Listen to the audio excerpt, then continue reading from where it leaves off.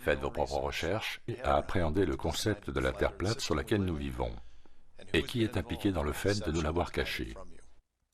Cet indice tourne autour d'un des hommes les plus remarquables dont vous avez pu entendre parler, Richard Byrd, sa relation avec l'Antarctique et ses missions secrètes qu'il y a effectuées jusqu'à sa mort. Certains d'entre vous ont découvert la légende de Richard Byrd à travers la théorie de la Terre creuse.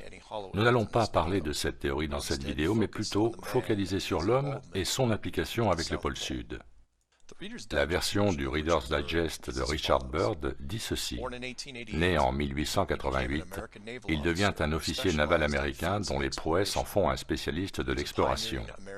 Il a été un précurseur dans l'aviation américaine, médaillé d'honneur, explorateur polaire, navigateur dans l'aéronautique, leader d'expédition dans les pires endroits du monde, et le plus jeune amiral dans l'histoire de la Navy. De plus, l'énumération de ses récompenses prend plusieurs pages de Wikipédia, et il a eu 3 parades nationales en son honneur. En clair, c'était Indiana Jones sous stéroïdes. Certains diront que Roy Chapman Andrew était le véritable Indiana Jones, et peut-être ont-ils raison. Mais Richard Byrd le bat à plate couture 6 jours par semaine et 2 fois le dimanche. Je parle de toute cette reconnaissance pour montrer sa crédibilité et la confiance qu'il inspirait. Les gouvernements US et étrangers avaient confiance en son jugement et en son leadership, et le choisissaient dès qu'ils le pouvaient comme responsable de leur mission secrète. Sa première grande mission fut une expédition en Antarctique en 1928. C'était remarquable, car bien qu'il ait survolé le pôle Nord 2 ans auparavant, toutes les expéditions furent dirigées vers le pôle Sud dès 1928. L'expédition dura 2 années pendant lesquelles il sera promu au rang d'amiral à l'âge de 41 ans. Sa deuxième expédition dans l'Antarctique se déroula de 1933 à 1935 et sa troisième de 1939 à 1940. Pendant son séjour en Antarctique, il était également conseiller pour d'autres pays ayant des expéditions en cours, comme l'Angleterre, la France, l'Allemagne, et pour tirer le meilleur bénéfice d'expéditions précédentes belges, japonaises et suédoises. Il a ensuite aidé à gérer les opérations de la flotte de l'US Navy durant la Deuxième Guerre mondiale et a assisté à la capitulation japonaise en 1945. Mais ensuite quelque chose d'étrange se produisit. Il retourna en Antarctique, ce qui n'est pas très surprenant en soi, dans la mesure où il y passait son temps depuis 1928. C'est la manière dont ça s'est passé qui est intéressante. Son 4e voyage en Antarctique n'était pas une expédition. C'était une opération militaire appelée Opération High Jump. Commandant la flotte entière composée d'un porte-avions et de 13 navires de support, l'amiral Byrd mena 4700 hommes au pôle Sud, pour des raisons qui restent dissimulées à ce jour. Certains pensent qu'il poursuivait une flotte nazie en déroute, quand bien même l'Allemagne avait déjà capitulé depuis 1 an. D'autres parlent d'une base nazie installée en Antarctique pendant la guerre durant l'absence de Byrd. Aucune de ces théories n'a d'importance pour cette vidéo. Ce que nous savons par contre, c'est que les États-Unis ont déployé une force militaire excessive sur la banquise, sous une apparence pacifique. Pendant cette opération, l'amiral Byrd déclara à un journal chilien que le résultat le plus important de ces observations et découvertes était l'effet potentiel qu'elles pouvaient avoir sur la sécurité des États-Unis, que l'incroyable rapidité à laquelle le monde se rétrécissait était une des plus importantes leçons apprises durant sa récente expédition dans l'Antarctique. Il me faut avertir mes compatriotes que l'époque où nous nous sentions protégés par notre isolation de par les distances, les océans et les pôles est terminée, dit-il. Après cette opération, l'amiral Byrd fit le tour des États-Unis et donna des interviews. L'une des plus intéressantes fut celle qu'il donna pendant un show télévisé en 1954, appelé The Longines Chronoscope, un nom horrible mais un show décent. J'en ai ajouté un extrait à la fin de cette vidéo et mis un lien dans la description. Pendant cette interview, il parla tout d'abord d'une zone au-delà du pôle Sud de la taille des États-Unis, encore vierge de toute présence humaine. Il dit ensuite qu'il y aurait probablement des expéditions successives, car le gouvernement américain s'y intéressait beaucoup. Les journalistes lui demandèrent alors pourquoi cet intérêt pour le Sud, alors qu'à l'époque, n'oublions pas que c'était en 1954, la menace perçue était russe et elle venait du Nord. Il répondit que c'était l'endroit le plus important au monde pour la science. Cela concernait le futur des nations. Un réservoir intact de ressources non exploitées comme le charbon, le pétrole, les minéraux et l'uranium. Il ajouta qu'au moment de cet entretien, il y avait 7 nations actuellement engagées en Antarctique, comprenant la Russie, l'Australie, l'Argentine, le Chili et la Nouvelle-Zélande. Il parla également de planification militaire pour sa future mission en Antarctique.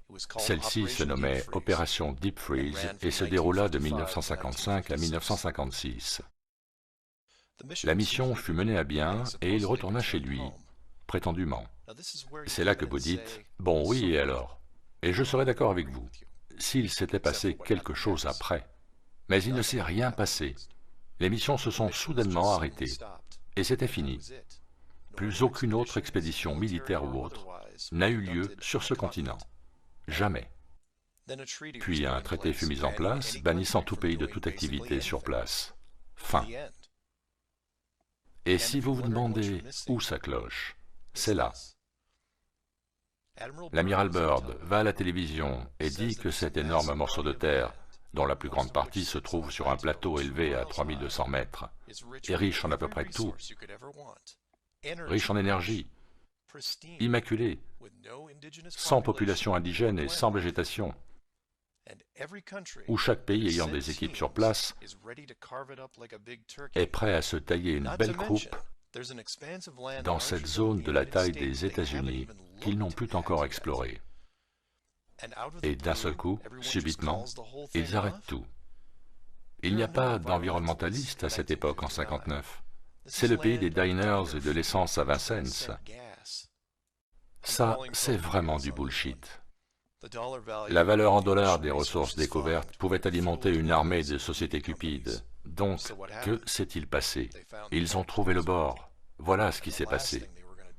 Et ils n'allaient certainement pas laisser des compagnies privées s'en approcher. Peu importe l'argent. Même à des centaines de kilomètres, dans une zone sûre, ils ne pouvaient autoriser qui que ce soit, car qu'allait-il leur dire plus tard, pour prévenir leur immanquable expansion? Pardon, mais vous ne pouvez pas aller plus loin. Et qu'allait-il répondre au pourquoi? Aujourd'hui, l'Antarctique est hors limite. Aucune révision n'est prévue avant 2041. Vous pouvez vous balader autour des îles extérieures, mais il y a une limite invisible, surveillée par des militaires, que vous ne pourrez franchir. Parce que derrière cette ligne, c'est en fait le bord extérieur. C'est là, ça nous est caché et c'est protégé. La terre sur laquelle nous vivons est plate. Faites vos propres recherches. Notre invité de marque ce soir est l'amiral Richard Byrd. Le pôle Nord était un no man's land, mais de nos jours, si vous achetez un billet dans une compagnie aérienne, vous pourrez survoler le pôle Nord tout en sirotant un cocktail.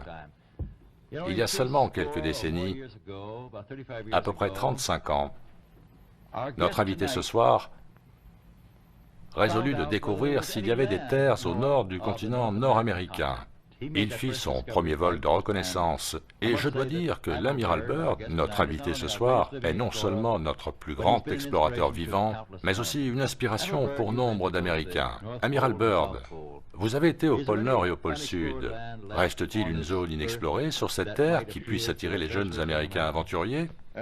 Oh oui, elle existe, mais pas au pôle Nord. C'est trop envahi maintenant, car ils pensent tous qu'ils en tirent parti, pas seulement pour y vivre, mais militairement.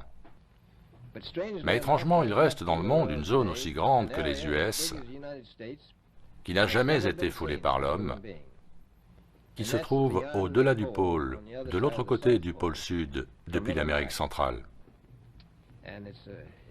Et je trouve tout à fait surprenant qu'il y ait une aussi grande zone inexplorée. Donc il y a beaucoup d'aventures à vivre en bas du monde. Amiral, une expédition dans laquelle vous êtes le principal conseiller est actuellement en route. Quel est son but? Bien, c'est le briseur de glace Atka, et c'est une mission de reconnaissance au pôle Sud pour faire des observations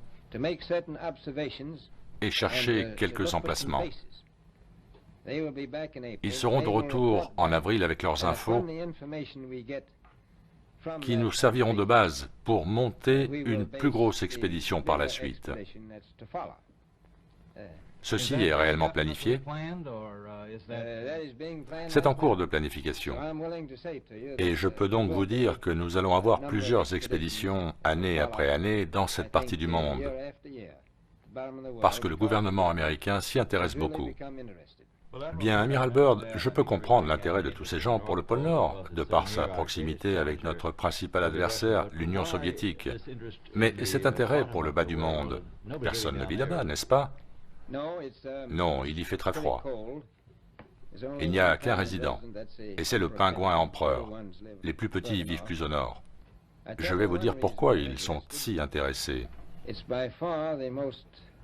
C'est de loin la zone la plus importante dans le monde pour la science.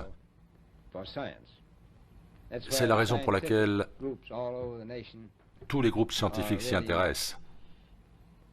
Mais encore plus important, il s'agit de l'avenir de la nation et de ceux qui viendront après nous, même durant notre vie. Car il se trouve que c'est un réservoir intact de ressources naturelles. Et comme le monde se rétrécit à une vitesse exponentielle, les endroits très éloignés dont nous pensions qu'ils n'étaient pas utiles, comme le pôle Nord et le No Man's Land, sont devenus très importants. Le bas du monde va devenir important, pas seulement pour nous, mais pour nos alliés aussi.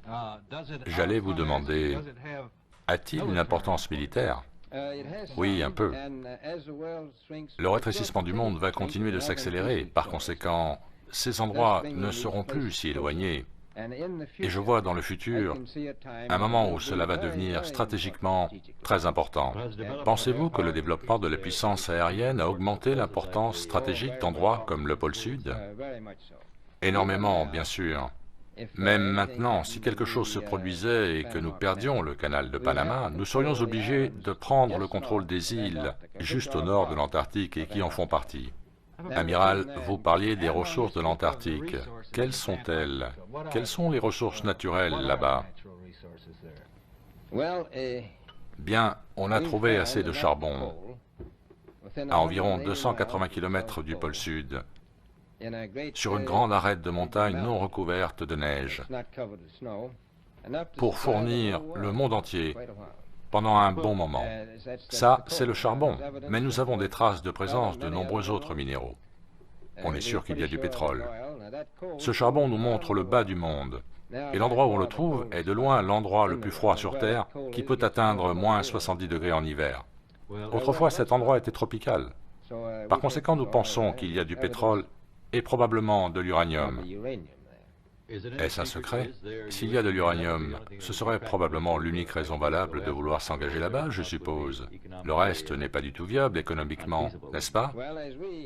Vous savez, à la manière dont nous gaspillons nos ressources, le temps viendra où il nous faudra aller les chercher là-bas. J'ai un peu évité votre question sur l'uranium, je ne sais pas.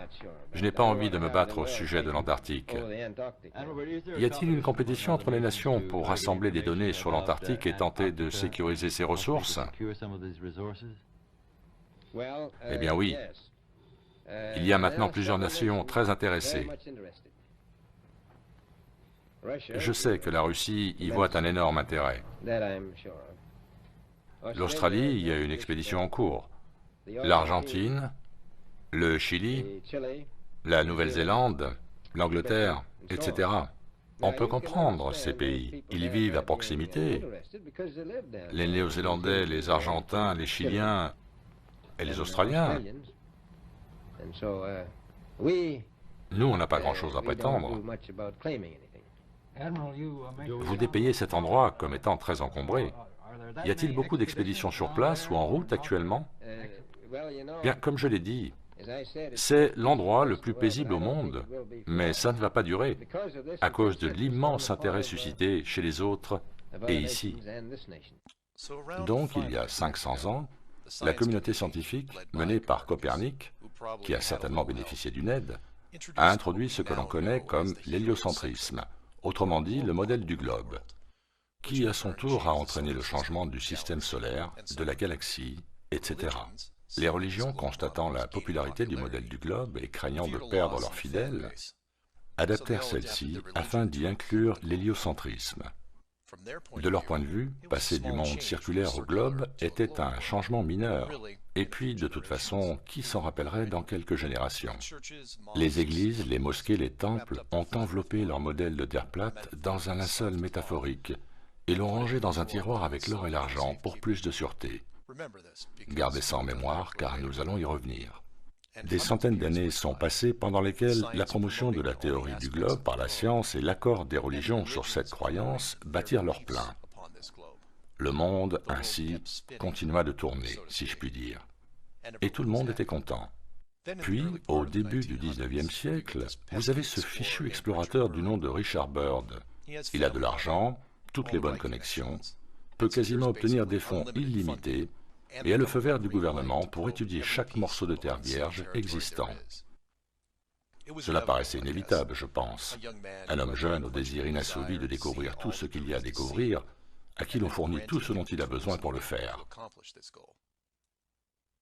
À la manière d'un Truman chanceux, il traverse les vastes océans, évite les icebergs, atteint la côte gelée et continue.